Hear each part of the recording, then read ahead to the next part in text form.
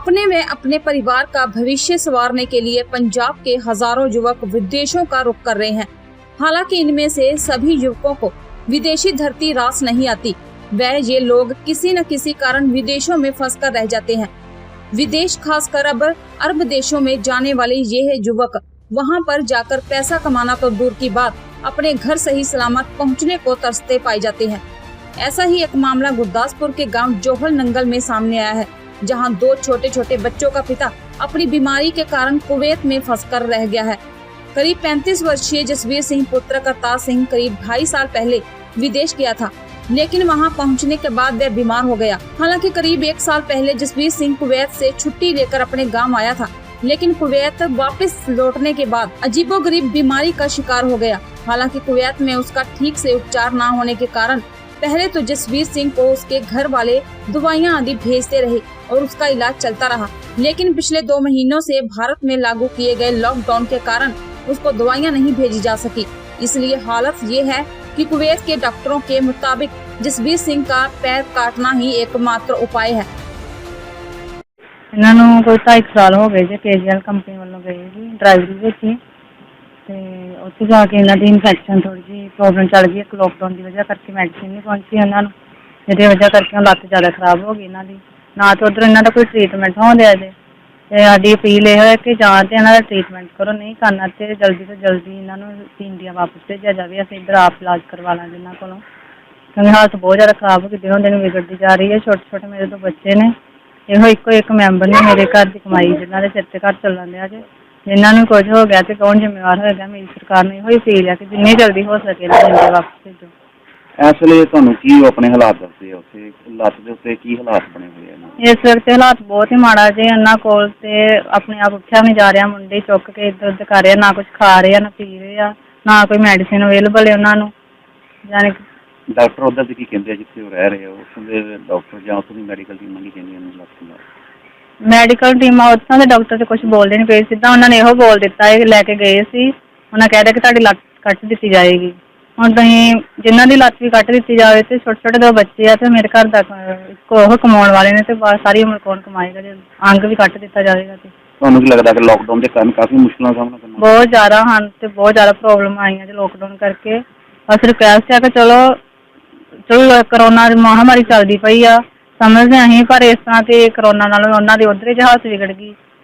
तो चलो जल्दी जल्दी उन्होंने जिदा भी हो सके इंडिया एमरजेंसी जिदा मर्जी फ्लाइट करा के 2 महीने तो हो गए उन्होंने लत्त लैके तुरते इदा ही बैठे ने रूम च, ना कुछ खा रहे ना पी रहे। अज को 15-20 दिन हो गए उन्होंने बिल्कुल पानी तक नहीं अंदर गया।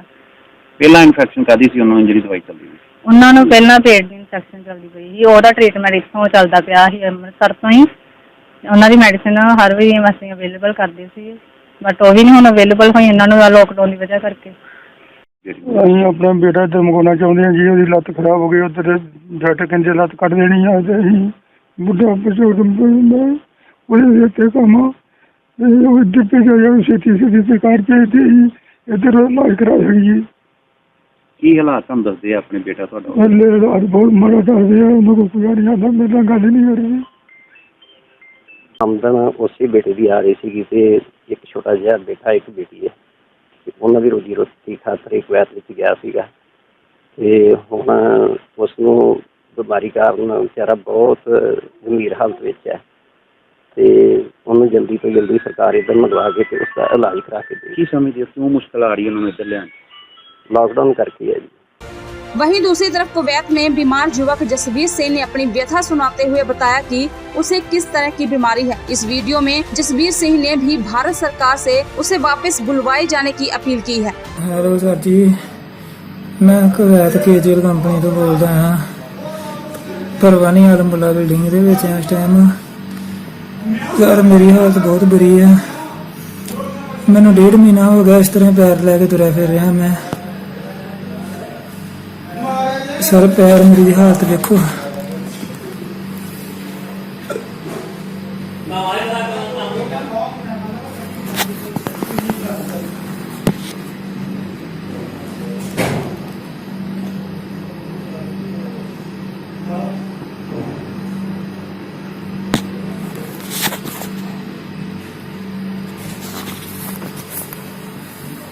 बहुत बुरी हालत है। ਉਧਰੋਂ ਮੇਰੇ ਪੇਟ 'ਚ ਪ੍ਰੋਬਲਮ ਚੱਲਦੀ ਪਈ ਆ, ਕੁਛ ਪਚਦਾ ਨਹੀਂ ਆ। ਮੈਨੂੰ ਰੋਟੀ ਖਾਧੀ ਨੂੰ 15 ਦਿਨ ਹੋ ਗਏ ਨੇ ਅੱਜ। ਲੂਜ ਮੋਸ਼ਨ ਆਈ ਜਾ ਰਹੇ ਨੇ, ਗਰਮੀ ਦੇ ਕਾਰਨ ਮੇਰਾ ਮੂੰਹ ਵੀ ਸਾਰਾ ਪੱਕ ਚੁੱਕਾ।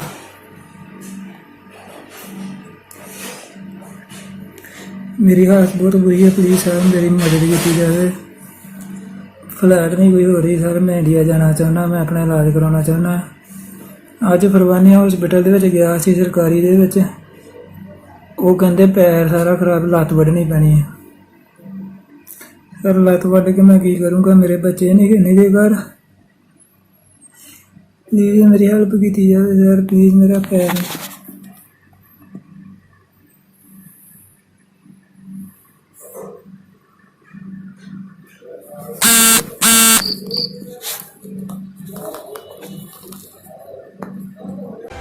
गुरदासपुर से जसविंदर बेदी के साथ ममता कुमारी की रिपोर्ट।